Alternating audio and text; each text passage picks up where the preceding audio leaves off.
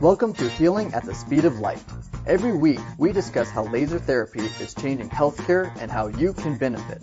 Now, here is your host and founder of Laser Therapy Institute, Dr. Jason Roundtree. Thanks for joining us again this week on Healing at the Speed of Light. My name is Dr. Jason Roundtree, and we have a special episode of the podcast today where this is a previously recorded workshop on traumatic brain injuries that we did at our Montana clinic. So we're going to be going through a whole lot of things on talking about what brain injuries are, how to spot them, and some of the treatments that can be done. Now, this is a little longer than our usual episodes, so you might want to listen to this in bits and pieces. Also, the audio recording is not really quite up to the quality that we like to have, but the information is so critical that we wanted to go ahead and get this pushed out. So I ask you to have a little bit of patience, both with the time and with the audio quality, but I think you'll find it very valuable. So let's dive in. So for those of you who don't know me, my name is Jason Roundtree. I'm the clinic director here at Montana Laser, and Montana Laser is an integrated medical facility. That means the providers and the staff all work together on every single patient, so we have an integrated approach. That works out very nicely when we have both brain injury type issues as well as musculoskeletal issues or neurologic conditions that we're working on, because we get several different people's perspective and treatment options in there to make sure we're not missing anything. Our patients really like it. It works out well for us. We see very, very good success rates. Tonight, we're going to talk about what a traumatic brain injury is, what that really means. We're going to talk about how to spot them. We're going to talk about the current medical recommendations for traumatic brain injury. And we're also going to talk about new treatment options that have come on board just in the last couple of years. This is a rapidly changing field. We're learning more and more about it. Now, I'm going to throw a lot of information at you. This is the bulk of my sources. I'll have other sources up here. If you're interested in where I'm pulling this information from, let me know. I'll email you what sources I've got. I don't want you guys to think I'm pulling anything out from nowhere or making stuff up. This is all pretty well researched stuff. Most of what I pull is directly from research papers, which you'll see. But if you're interested, this is where I've gotten a lot of this information tonight. The reason we do these is because it's our mission statement. Our mission statement is to improve function and decrease symptoms in order to eliminate the need for surgeries and addictive medications so that quality of life can be improved and maintained for our community. Now, if we're going to do that, then a big part of that is not only providing good care, but also educating people on what is out there for injury prevention and then resolving injuries when they do happen. So we'll jump right in here. What is a TBI? What is a traumatic brain injury? Well, there's a lot of words that get tossed around with brain injury. One of the big ones is concussion. And if you go online and you look up concussion definition or traumatic brain injury definition, you'll get about a dozen different definitions. Everybody's got something a little bit different. So we're going to combine a few of those today so that we all get a good feel for what a traumatic brain injury really is. So a concussion is a direct or indirect external trauma to the head resulting in shear stress to brain tissue from a rotational or angular force. Now, that's a lot of words. Basically what that means is that the brain ends up with an impact. It ends up actually rotating. And that shear force, that pulling against itself, is what ends up damaging some of the internal mechanisms of the brain. Brain works by having parts that talk to other parts. So you can have the parts that do the thinking that get damaged, but you can also have the communication routes. Those can get damaged. And that can happen with this shear force, this shear stress. Another definition says that traumatic brain injury is usually caused by a blow or other traumatic injury to the head or body. So not just the head. Now, why would they say head or body? If you have a severe enough whiplash type injury where we rapidly move the head back and forth, it can actually move the brain around inside the skull. And so even a non-contact injury can give you enough force inside the head that the brain actually runs into the inside of the skull. So you can end up with a brain injury without any direct trauma to the head. There's some bleeding and some swelling that can go along with that, but we're talking about here specifically that mild TBI is what they've decided to determine. A mild TBI where you have some kind of damage to the brain, but not necessarily a bunch of bleeding, a big major hematoma, which can happen with a more significant injury. So we're going to work our way through these. A TBI is an injury to the brain that results in temporary loss of normal brain function. It usually is caused by a blow to the head, usually. Again, we can have another type of impact, a bodily impact or a whiplash that creates this injury. In many cases, there's no external signs of head trauma. So a traumatic brain injury has a wide variety of appearances. You can have somebody with actual skull fractures. They have a traumatic brain injury. You can have somebody that didn't even hit their head, but they ended up with a traumatic brain injury. There's a spectrum here, and unfortunately, the spectrum doesn't necessarily line up with the symptoms. You can have a very mild appearing injury that non-contact, just a whiplash that has some really significant symptoms, or you can have skull fractures that almost have no symptoms seemingly. So each case really has to be very individually evaluated. Many people assume that concussions involve a loss of consciousness. Who's been told that? I was in school. It's not actually true. Not anymore. They've decided that you don't have to lose consciousness to have a brain injury. In many cases, a person with a concussion never loses consciousness. So now we're starting to get into some of the symptoms, right? And how do you spot some of these? Just so that we're aware of what the neurologists are saying. This is the neurologist definition, American Association of Neurologic Surgeons. They're the guys who are really going to be the experts in this. And what they say is that the definition of a concussion is a clinical syndrome characterized by immediate and transient alteration in brain function, including alteration of mental status and level of consciousness resulting from a mechanical force or trauma. So there has to be some kind of trauma, right? We're not talking about necessarily a stroke. So these guys, what they're saying here is that a concussion is a clinical syndrome. Have you heard the word syndrome before? What does syndrome mean? A symptom? It's actually a collection of symptoms, a whole bunch of different things. So we've got this whole collection of symptoms that we have to look for, which is one of the things that makes TBI a little bit difficult to nail down to diagnose, a little bit difficult to treat, and a little bit difficult to even know what to do about it. We just talked about this. The injury itself is a spectrum. You can have really mild, you can have really severe, and it doesn't necessarily line up with what you saw happen to the person.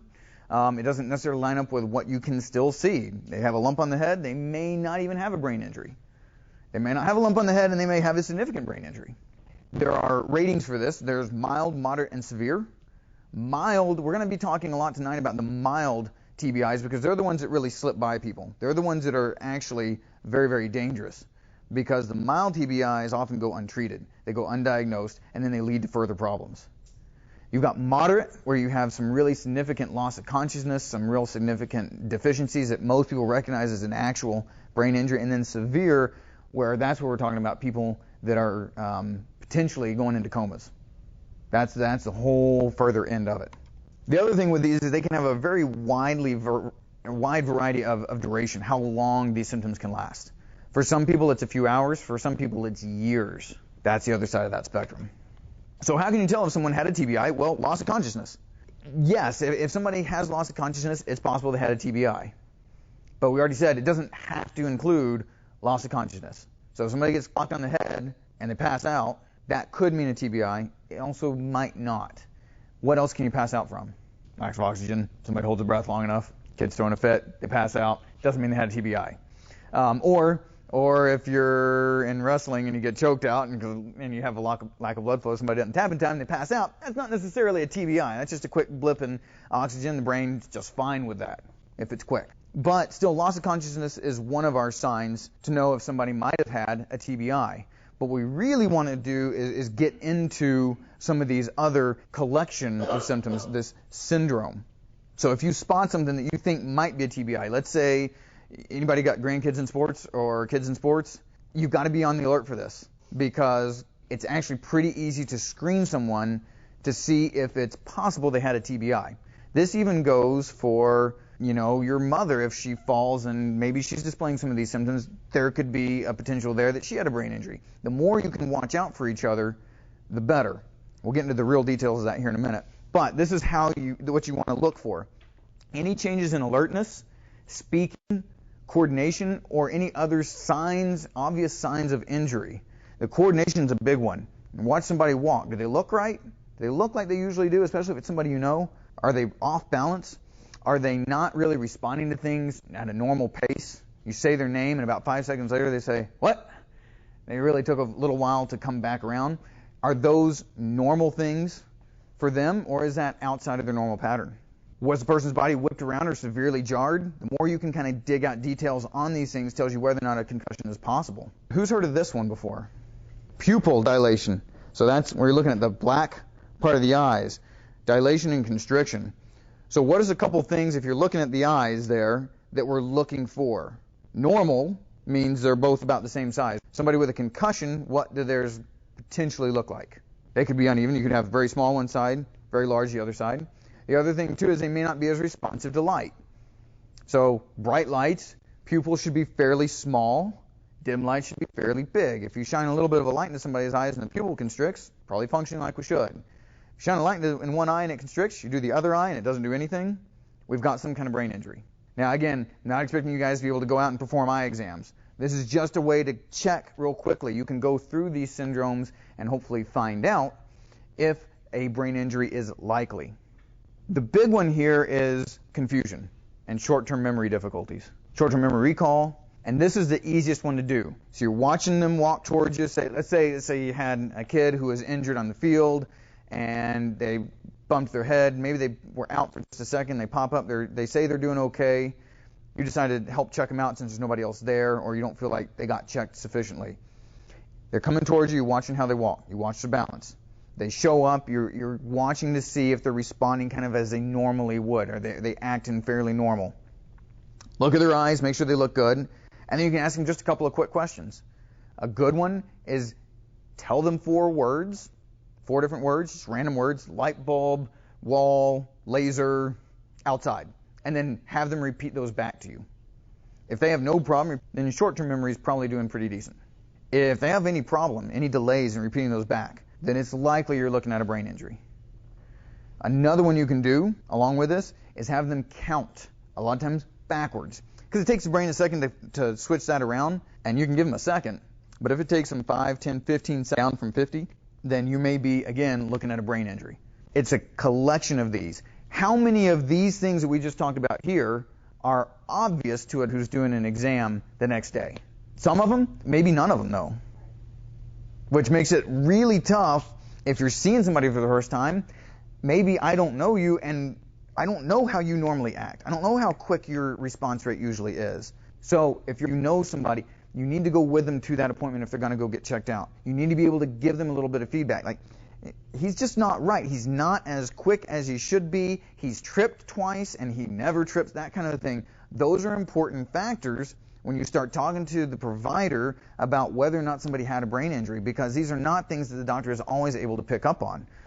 Now, let's say kids come home and they said, yeah, I got hit in the head and I'm okay, I'm all right. Well, you didn't get to do that kind of right away exam, kind of check on them. You can still do it, but we want to be looking at the rest of the symptoms too. Again, this is a syndrome, so we've got a whole list of symptoms to look at. A headache is the most common symptom. Can you get a headache from something besides a traumatic brain injury, though? Dehydration's a big one. Lack of caffeine. Yep, caffeine withdrawal. What else? Low blood sugar, stress, everything tightens up. Sinus infection, right? So this isn't bomb-proof here, but it is one of the ones that we're going to see the most frequently with a head injury, some kind of headache. A mild injury to the brain, it says here, this is pulled from one of those studies, may not really be observable in a routine neurological exam. That's what we just talked about. So because for the fact that diagnostic tests don't usually show any changes, diagnosis has to be on the nature of the incident and the presence of all these different symptoms, with confusion being a big one. So do we probably rely on the family members quite a bit for this? Absolutely. Who else was around? What else was observed? Definitely. Otherwise, we may not get a good diagnosis on this one. As far as confusion goes, let's define that a little bit. There's 3 principal features of confusion. The number 1 being the inability to maintain a coherent stream of thought. Now, I'm a little bit ADD, but if all of a sudden I start talking about trains, you might want to know that something's not quite right. Same kind of thing. And again, does this depend on maybe somebody that knows the person? A little bit. Number 2 is a disturbance of awareness with a heightened distractibility. And that's a really complex way of saying that they're jumpy. Heightened awareness, they're kind of on edge, they're really easily distracted. The last one is there is an inability to carry out a sequence of goal-directed movements. So if kids get home and you say, hey, would you vacuum the living room? And they're vacuuming and all of a sudden they're just kind of over here like picking at the wall. They're not following those really simple directions. That could be a sign of confusion, which is one of our TBI symptoms. Is that sequence issue a memory issue necessarily? Or Can be. It could be. It may not be. It could be a circuit that just does, it just sort of the reverses in stream. Or But why would that be? See, the thing with traumatic brain injuries is you can have damage to that short-term memory center, but you can also have a communicating damage where all of a sudden things just aren't talking like they should. That's where we end up with some of these symptoms, is that we've got sections of the brain that all of a sudden they're not talking to other sections of the brain like they're supposed to. Or they might at one point, and then all of a sudden it's not happening anymore. So Right. It's not there. Yep. But a lot of it comes back to, if you knew the person prior and how they were, too. If you take a kid who's super focused, super driven, and they have a head injury and the next day they can't sit still through a class, that's a pretty good indicator. Even if they're a kid. If you know that kid usually sits still, pays attention, does great on focus, but that's, again, specific to what you know about that kid. If you notice this in yourself, you want to be able to spot it. If you notice you're not making it through a project, you start moving around the dishes, you're going to rearrange something, and then all of a sudden you're halfway done and you're off in the living room moving couches, that might be unusual for you. Is that your norm? But see, and that's for some of us, and me included, that's kind of my norm. Multitasking, moving from one to another, never quite getting done. That's not really a sign of a brain injury. But if you were a if you were a single task, single-minded individual, after you slipped and fell down the steps, you can't complete a task to save your life. That's an indicator of one of these symptoms. And age, of course. If you're talking about a 10-year-old kid, are they going to necessarily always remember to go back and finish those tasks? Right. Maybe not. But if that kid a week ago had no problem finishing tasks, and all of a sudden they do, that's suspicious. That's suspicious. And that's the whole point of recognizing this stuff, is to get some suspicions going on so that you guys spot this stuff in other people and yourself so you can get it evaluated. You're not going to be able to say, I know they had a brain injury sometimes. Sometimes you can. Sometimes you definitely can. But there are going to be times where you're like, it doesn't seem quite right. We need to get this checked out. All right, now we're stepping up to kind of the more moderate, the symptoms, the more significant traumatic brain injury symptoms. So the prolonged headache, the recurring headache also is one of those. Vision disturbances. What kind of visual disturbances? Anybody know any? Double vision. Double vision, absolutely. Flashing in the vision. Fuzziness, just inability to really focus on things. Irritation when looking at screens. That's another one. That sensitivity to light.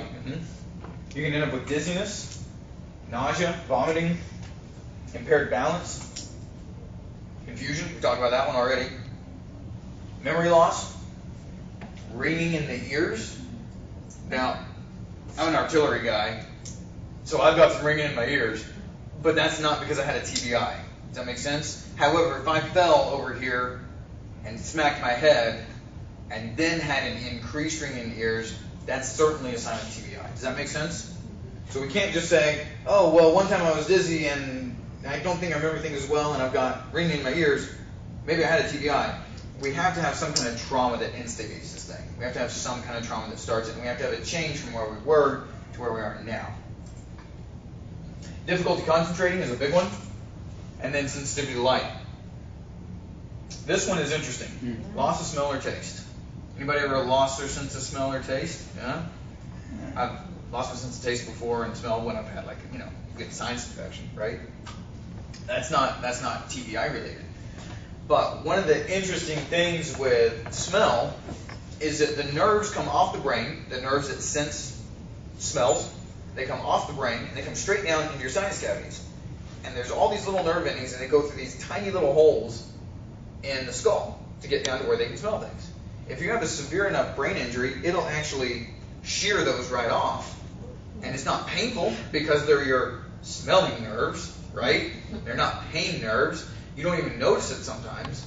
A couple days later, you realize, I haven't smelled a meal, and everything's tasted gross for the last couple days. I'm breathing fine. What's going on here? It could be tied back to TBI. Okay, going up to the next one. These are severe symptoms. So pain, neck pain, head pain, constant head pain, recurring headache, really severe. Motor dysfunction, the inability to control or coordinate motor functions or a disturbance. So that's that ability to actually go ahead and keep track of where you're at, being able to walk in a straight line, being able to have that coordinated reach if you're reaching for something. If you see this one, then it's a lot of times, and especially if we've got any kind of history of head injury, it a lot of times ties back. Somebody reaching for something and missing it completely and taking a couple times to kind of get there, that's not a real good sign. That can be tied back to a severe TBI. Changes in the ability to hear, taste, or see, dizziness, and hypersensitivity to lighter sounds. So this isn't just like, oh, it's kind of bright, I don't really like it. This is I can't handle any kind of light, lock me in a dark room, I need complete silence. That level of pain and discomfort. And then cognitive.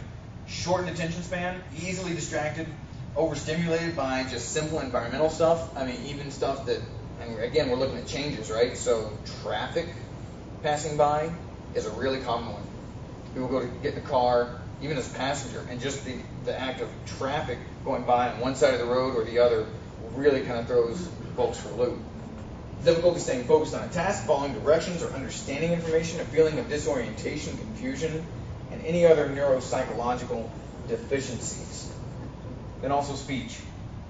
Dysarthritic speech is what they call this one. And that's where you know what the word is, but you just can't quite get it out.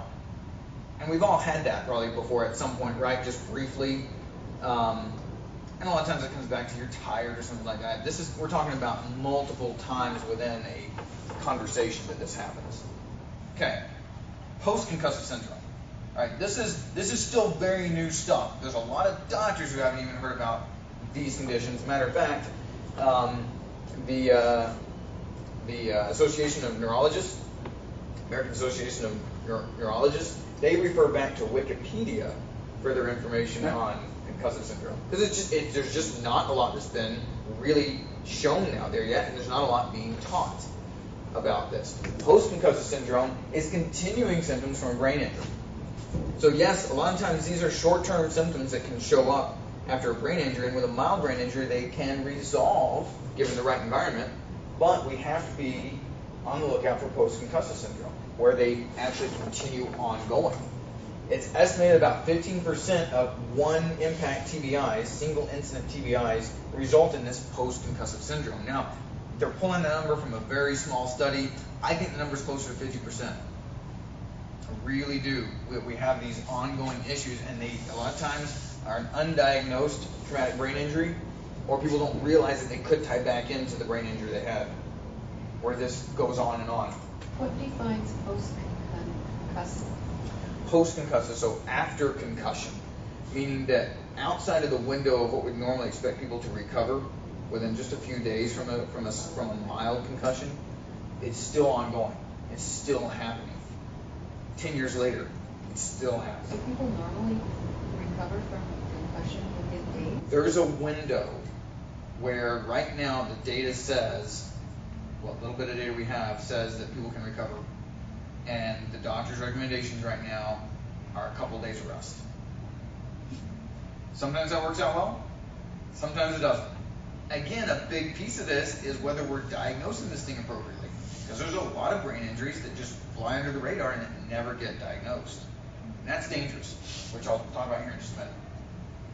The symptoms from post-concussive syndrome include memory and concentration problems, mood swings, personality changes, headaches, fatigue, dizziness, insomnia, and excessive drowsiness, which I think insomnia and excessive drowsiness probably go together. If you're not sleeping much, you're probably going to be tired. But the point there is you can have some of these kind of confusing symptoms that seem like they could come from several different things, but they can tie back into this post-concussive syndrome. So if you got somebody that had a concussion a few years ago and they just never quite been the same person, it could be tied back into what they have dealt with on the post-concussive side. There's behavioral changes that are a part of post-concussive syndromes. So they can include suicide attempts and suicide. They tie all that back into post-concussive syndromes. Have anybody heard of post-concussive syndrome before today? Okay. And that's, again, it's not your fault. This is fairly new stuff. And a lot of the doctors that we have, unless they're doing a lot of work on this, they may just not even know about it. I didn't get taught about it in school, and that was only like 10 years ago. You go back to some of the guys who've been in practice for 30 years, unless they're really on top of their game and really pursuing some of this stuff, they may have no idea. I think we can understand at this point why it's important to avoid these injuries. We want to avoid some of these problems, and especially if you're in that percentage of people who end up with longer-term problems, that post-concussive syndrome, we don't want to get into that. So it's easy to say, yeah, of course, we want to avoid injuries. So how do we get to avoid some of these injuries?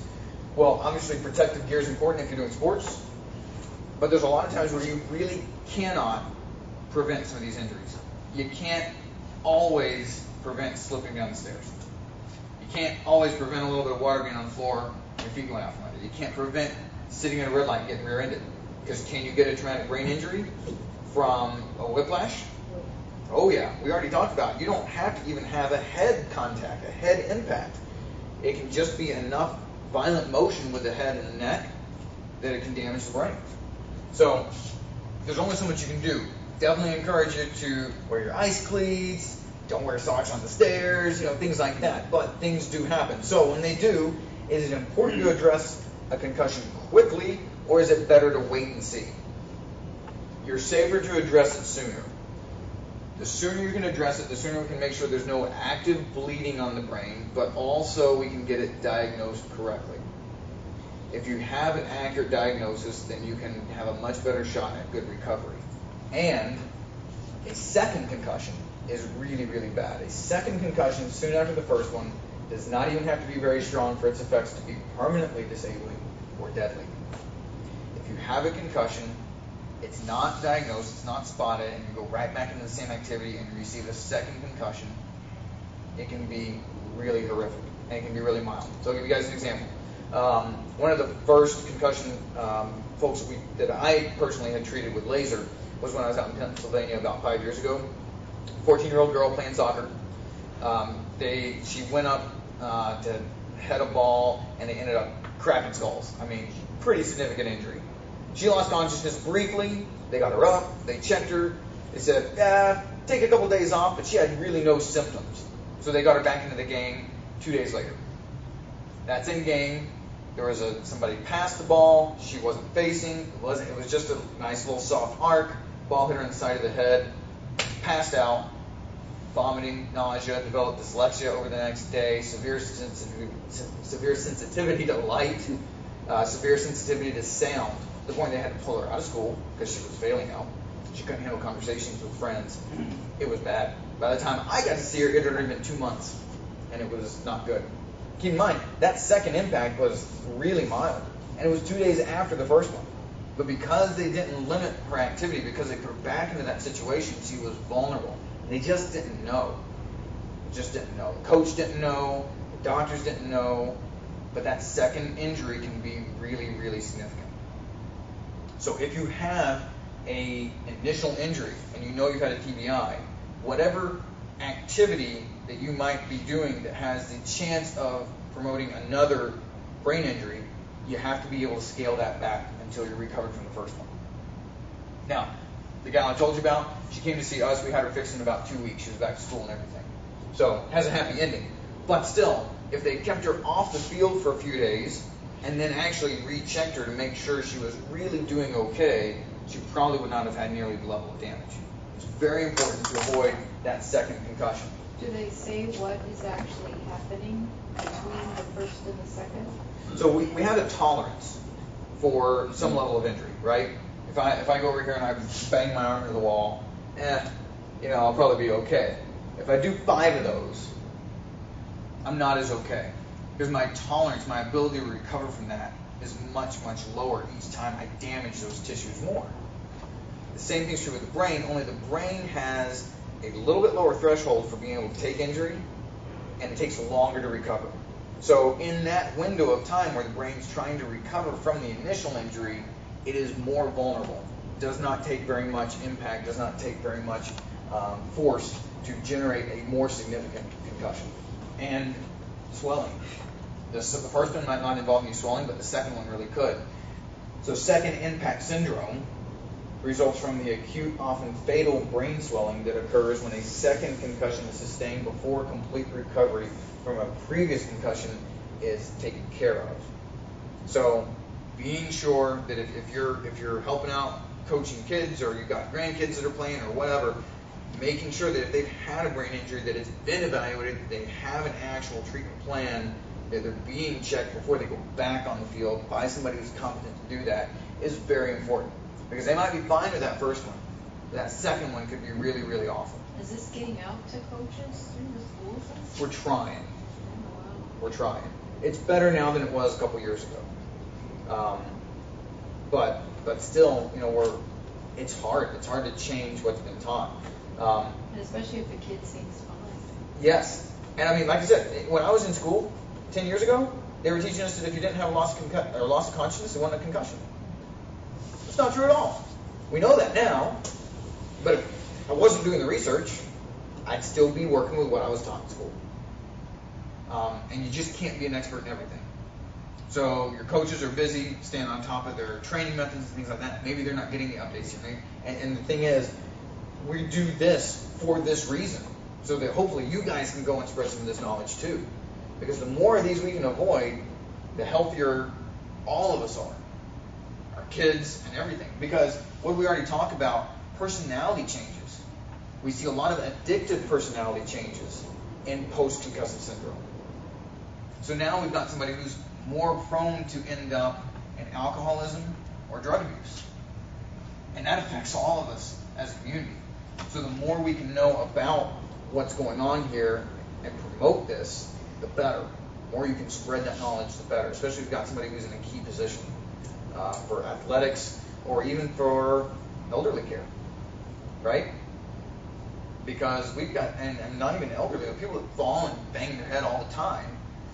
And if we're not on top of this stuff, you can have somebody in their 30s or 40s who goes through these massive changes that don't really make any sense until you realize they went through a brain injury. With me so far? All right. So we need a diagnosis. That's the thing. We've been building up to this. We need to get a diagnosis. We need everybody who witnessed it, who's been around this person, to help get that diagnosis, though. Because the testing is really limited.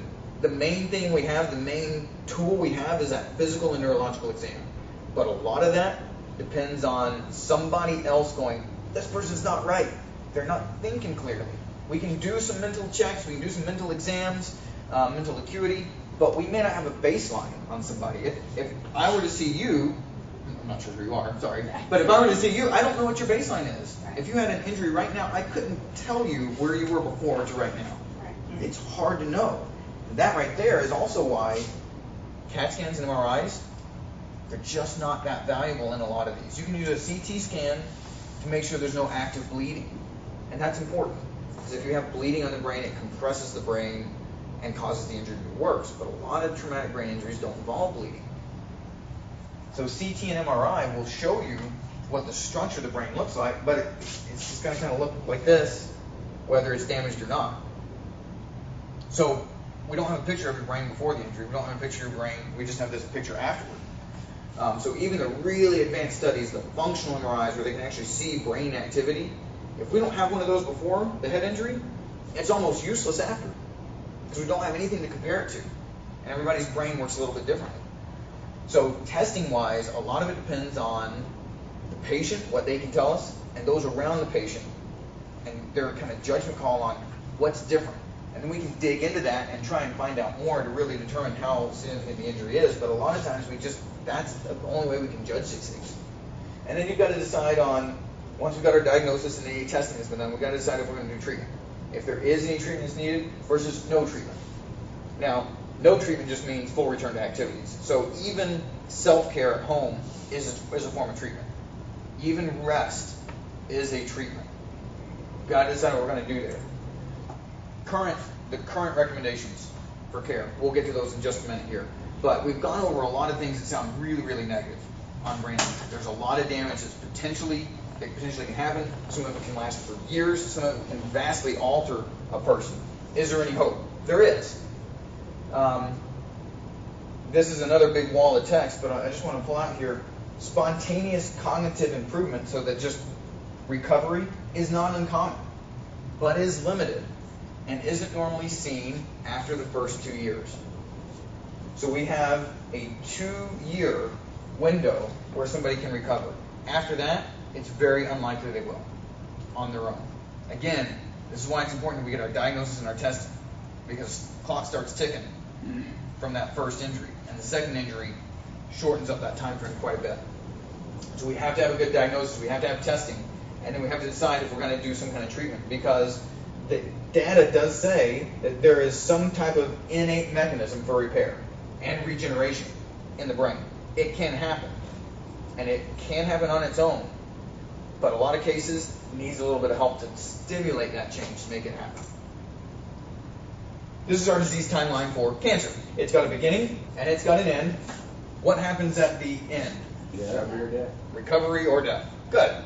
Everybody at 1 o'clock said death. It's really negative. Well, everybody does die eventually. Everybody does eventually die. That's true. But if we're talking cancer in particular, right, it can take people, or you get it fixed, right? When do the symptoms start showing up? And again, we're talking cancer here. I know this isn't TBI, right, but bear with me.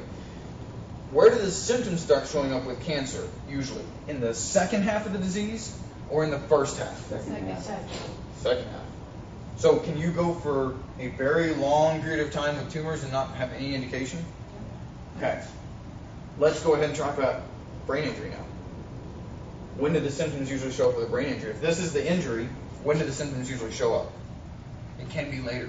It can be a couple of weeks later. This can sometimes take a very long time to really be apparent because the symptoms are so nebulous. Remember, we're talking about a syndrome, your whole collection of symptoms. Sometimes it's really easy to really put those numbers together, but sometimes it's 10 years later you're going, man, that kid's just not right. I mean, they went from where they were happy, good all the time, to all, just gradually over time they're making dumb decisions. They don't have that processing speed like they really seem like they always did. Maybe you put this together and we're already way down here. We're already, like I said, maybe 10 years post-injury.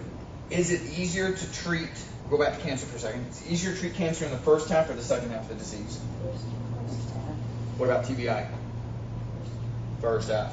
The sooner you can have some kind of treatment, the easier this thing is to resolve, and the more completely you can get it to resolve. Okay, so just to reinforce that getting a diagnosis, getting the testing done, and getting treatment of some kind early on is going to be better than later. If you're suspicious at all, get that person checked out or get yourself checked out. So conventional treatments, conventional recommendations right now, this is current. This is from the 2018, we don't have a 2019 guide yet, but from the 2018 guide to concussions. It says that the only thing you can do is rest. Yep, rest. A lot of the recommendations for rest right now are not only just rest, but no screen time, no reading, no severe mental activity, definitely no physical activity. Now, the research we have now says, yes, we have to avoid that second injury, but physical activity is good. Low-key physical activity actually helps the brain repair. Walking, low-key, hiking, low-key activities that don't have much of a risk of a head injury are actually beneficial. You do want to avoid excessive screen time, but even that doesn't seem to have as much of an impact as we thought. Simple mental exercises are also good. So, playing board games. Simple things that you can do with kids or with each other, putting a puzzle together. That stuff is good. That is helpful. Putting somebody in a darkened out, blacked out room and not doing anything for 5 days actually slows down neuroregeneration, that real recovery from the brain. So yes, rest. We don't want the kid going right back into the soccer game. We don't want to jump right back into the adult hockey league we were doing. We want to stay away from some of that stuff that has a chance to cause that second injury. But some level of activity is good. Helps the brain recover because you're making the brain work, but you're giving it a chance to do something with what you're making it do. As far as medications go, studies say there are currently no pharmacologic treatments for the secondary injuries that follow a mild TBI or for prevention of cognitive and behavioral problems associated with mild TBI. I'm going to put that into a little simple phrase for you. There's no drugs for TBI. There's no medicine you can take that's going to fix a brain injury. It just isn't. I really wish there was. That'd be wonderful if we had something that we could administer right away, over the counter or whatever, but we don't have that right now. Again, this is not just me making this stuff up either, guys. This is what the research says. So there is a physical therapy, occupational therapy, if you had a severe injury and basically are having difficulty walking and lifting and things like that. That's where PT or OT can really come into play. But for a lot of the mild TBI stuff, PT doesn't have a big role in being able to do rehab. Cognitive therapy, we'll talk about that one. That's actually a very good tool. And we'll talk about that one. But a little bit more on the medications first. Treatment options for TBI have been painfully limited, they say. Pharmacology has been limited to symptomatic amelioration, meaning it covers up symptoms. That's where they're coming from with medications. Is that what medications are made to do, though? Yeah, most of the time. Most of your medications out there are designed to cover up symptoms. There's a few that actually address the cause. Like if you have a bacterial infection and take antibiotics, hey, we're addressing the cause. I like that. That's good. But in this case, with TBI, all the drugs we have are only really targeted to symptomatic amelioration. And studying drugs to directly treat concussion and brain injury, all the studies have failed. So the worst thing is that the antipsychotics, some of the drugs that they will actually prescribe for this, have been shown to be neurotoxic and can potentially impede any neurological regeneration which might otherwise occur. So now we're going from, well, we're covering up symptoms to, now we're actually keeping you from healing. So there are times where some of these medications are necessary. I'm not going to argue that point. There are times. But for this stuff to be prescribed on a routine basis, when the research says it does do no good and can actually slow down healing, I think that is really, really awful. And unfortunately, the drug companies have very little incentive to change things the way they are right now. So, this is my argument against meds. I'm not an anti-med guy. There's definitely a place for them. But in this case, TBI, there's no good reason to have them in 90% of cases. There are cases with severe head trauma that you do need medications to help people function, at least temporarily. But every time you can avoid medications, especially with a new traumatic brain injury, it's really important that you do. One more here from another study saying, despite reviewing a whole bunch of different studies on drug treatment for the behavioral side of effects after a traumatic brain injury, evidence doesn't support any treatment standards and just a few guidelines. So when somebody gets prescribed drugs after a traumatic brain injury, it's somebody kind of going down on a limb saying, well, maybe this will work. It's not really proven, but maybe it'll work. Okay, another little bit of a sideline, maybe, you might think, but state of healthcare in the U.S., are we in good shape or bad shape in the U.S.? What's your opinion? It's a disaster. It's a disaster. Let's put that into some numbers, though. We are about 5% of the world's population, and we spend more than the rest of the world combined on healthcare. You'd think maybe we're getting our money's worth, right? Unfortunately not, no. The life expectancy in the U.S. went down for the third year in a row. That's never happened before in history for the developed world. We have some problems. We have some major problems. We're spending more than everybody else, and we're getting less out of it. We're not getting longer lifespan, certainly. We also consume 75% of all medications used in the world and 90% of the opioids. That should ring a lot of alarm bells for all of us. It really should. That says we have something that's wrong with our healthcare system. Or something, right? Something's wrong. What? What's wrong? Where does all that come from? Is it a culture problem? Are we just super, super addicted here in the U.S.? Or we just really like our drugs? I mean, okay, maybe, I don't know. That's hard to measure. Maybe that's part of it, but it would be really hard pressed to say we're that different from everybody else. Does pharmaceutical industry have any incentive to get you off of medication. No. Who's making the money when you're on drugs? Your doctor? Pharmaceuticals. Pharmaceuticals also set up what's called the standards of care, which is what your doctor is required to follow underneath what your insurance says. It's a big circle of money. The pharmaceutical industry is now the largest industry in the world. It's bigger than agriculture, it's bigger than the military. They make more money than everybody else. The American Medical Association is the one who sets up those standards. Only 30% of your MDs are actually members of the AMA. So who's the other 70%?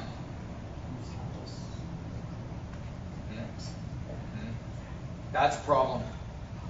And a big part of the FDA, the Food and Drug Administration, a lot of their hired people leave the FDA after a few years, after getting things accomplished, and go work for the pharmaceuticals. But also a lot of the insurance companies, they actually will employ doctors to deny your claims, and those aren't part of the AMA either. They're part of pharmaceutical. Yes.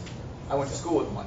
She's never practiced a day in her life. She's never seen a patient. She sits at her desk and she turns down care for people. That's what they pay them 6 figures for. Oh yeah, she gets paid way better than I do. I bet. So we've got issues, yeah. And I know that's not TBI specific, but we need to understand what's going on here, because our current standard of care for TBI is terrible. The opioid crisis that's finally getting some attention. More than 70,000 people died in the U.S. in 2017 from opioid-related causes. That's greater per capita than every other country on Earth. And that's more than we had die in the Vietnam War in 20 years. That was just 2017. You think 2018 was any better? No. Think we're doing any better this year? No. Not yet. To the point where opioids are now the leading cause of death for all Americans under the age of 50. That's a problem. That's a real serious problem. We've got to do something about this. Which we're starting to. We're starting to take some of these guys to court. Anybody heard about these lawsuits? Taking Purdue to court, and they're actually getting accused of manufacturing this whole crisis so they could prescribe other medications for the addictive opioids. So we're starting into the right direction here. We've got a long way to go. Okay, so not to beat the medication horse to death here over and over again, but this is part of the standard of care right now for TBI. They say you can do Tylenol, acetaminophen, if you've got something, if you've got to have something for like a headache. They don't want you doing ibuprofen and aspirin because they can create more bleeding. So if there's some level of bleeding on the brain, they don't want you taking that. Let me ask you guys though, if you've got bleeding on the brain, should you be popping Tylenol or maybe getting checked out? Okay.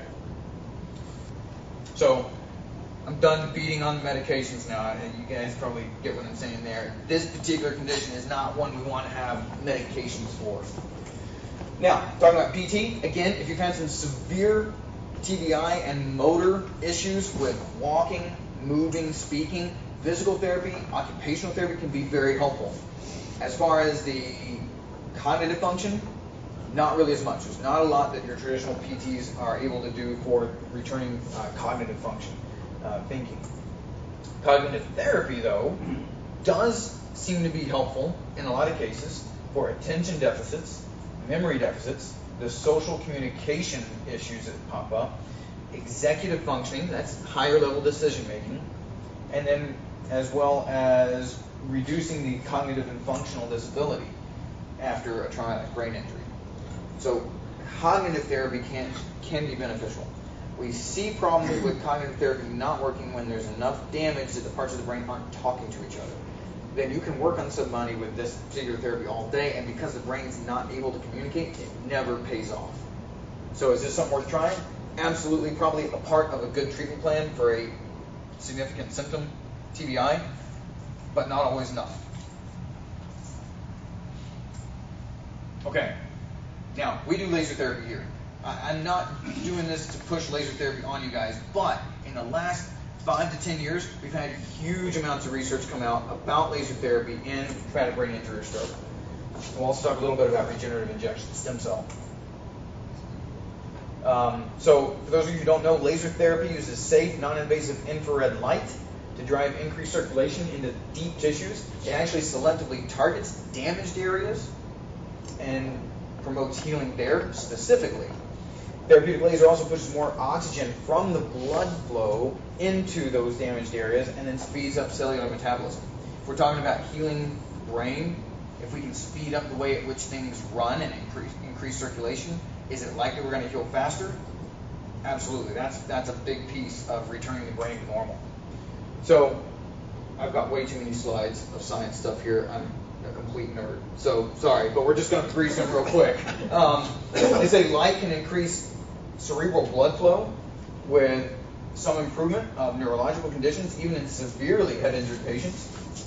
You can have improved sleep, fewer PTSD symptoms, which if that's sometimes a part of people's traumatic brain injuries. Better ability to perform social, interpersonal, and occupational work functions. Laser therapy appears to induce a persistent, a long-lasting change in neurological function and a neuroregenerative change, a repair of the brain. Also shows promise in improving cognitive function and cerebral blood flow, even several years after TBI, so outside of our 2-year window. How long would you study as far as several years? That particular study was looking at 5 to 10. It was kind of a big range. They didn't have a whole lot of participants. It was hard to nail down who was 5 to 10 years post, but they were all well past that 2-year window. Okay. So. Does pulse lighting the same as the laser? Yes, pulse lighting is just a matter of how much flashing you get. A lot of light therapy will use steady light called continuous wave. Pulse light has a particular flashing to it. It's been shown to accelerate wound healing for one thing, but also to reduce neurological deficits following stroke and improved outcomes in spinal cord injuries. Neuro Protection, protecting the other brain tissues and reducing inflammation, stimulating neurogenesis. Reducing the chronic symptoms of traumatic brain injury, which are the symptoms of headache, sleep disturbance, cognition, mood dysregulation, anxiety, and irritability. Highly favorable outcomes with depression, anxiety, headache, insomnia, cognition and quality of life improve, neurological function appear to improve, and laser can safely and effectively treat chronic symptoms of TBI. So when we say chronic, we're talking about past the 2-year window, stuff that's been trying to stick around. Reports of improvement in executive function, working memory, improved sleep, better activation of the intrinsic brain networks that are usually damaged by TBIs. Also, decreasing the inflammatory response and helping to protect the brain after a TBI. So the sooner you can get on it, the quicker you can actually protect those networks. Improving ATP. Anybody remember ATP? Sound familiar at all? High school biology, maybe? ATP is the little packets of energy the cells use. If you can get more of that, those cells can actually regenerate and even multiply and divide. Increased blood flow decreases the metabolic process, meaning decreases the length of time that metabolism takes. So laser seems to increase the intercellular synapses, so actually making the brain talk to itself better. Making a possible treatment for acute and chronic TBI. Also, cognitive impairment. The most exciting prospect is the possibility that laser may stimulate both neurogenesis, the ability of the brain to repair itself, and synaptogenesis, encouraging cells to form new connections. So not only repairing the damage, but also getting these parts to talk to each other like they're supposed to again. Giant wall of text again, sorry. But this is kind of neat. I'm going to read a little bit of this one to you. So one participant in this study doing laser, and this was 5 years post-injury. One participant was able to write checks and pay bills for the first time since a motor vehicle accident 5 years prior. Another participant, his traumatic brain injury was caused by having been pulled into a blast furnace, which sounds terrible. His recurring nightmares of that, which had lasted for 2 years, me too, that would be terrible. But his recurring nightmares ceased after he was done with his treatment plan with laser. One of the participants was active duty military, had been unable to return to his unit for 3 years after being exposed to a blast TBI. After the treatment plan, he was able to return to his unit for further evaluation, and he had improved sleep and improved cognition also. So you can take somebody recent or chronic and actually be able to get some level of results and stimulate that repair process. So, what we do with our folks is we very individually evaluate everybody. So we have a lot of experience with concussion. If you're looking for somebody to evaluate somebody for concussion, we do that. There's a number of other places that are up to par and doing well with concussion evaluation too. There's some folks that are not really on board. We had a lot of folks here at the 1 o'clock who were quite upset with their doctors about their results. If you know somebody, you know they're actually taking your condition seriously, hang on to that. But they should be, and we carefully evaluate the individual condition and recommend the procedures which are appropriate, whatever care that might be. We try to have the best training, best protocols, and at lowest cost we can possible, because we're a part of this community too. And we take this pretty personally. We try and keep our success rate as close to 100% as we can. We hover right around 98%. Okay, so we're going to end today's episode there. If you have additional questions about laser therapy and treating traumatic brain injuries in particular, go back to last week's episode where we did a whole podcast on TBI as well. I hope with today's episode as well as last week's together, you can have a good understanding on what TBIs are and how they can be addressed with laser therapy in particular. If you have concerns, questions, if you're trying to find somebody that can help with traumatic brain injuries, please go to lasertherapyinstitute.org. There you can find a clinic near you that specializes in laser therapy. If you're having a hard time still finding somebody, please just email us. We will help you out with that. So until next week, thanks very much for joining us. Subscribe to this weekly podcast for more great information. Find a certified laser therapy clinic near you at lasertherapyinstitute.org. If you are a healthcare provider, check out our practitioner-focused Laser Therapy Institute podcast. Thanks for listening.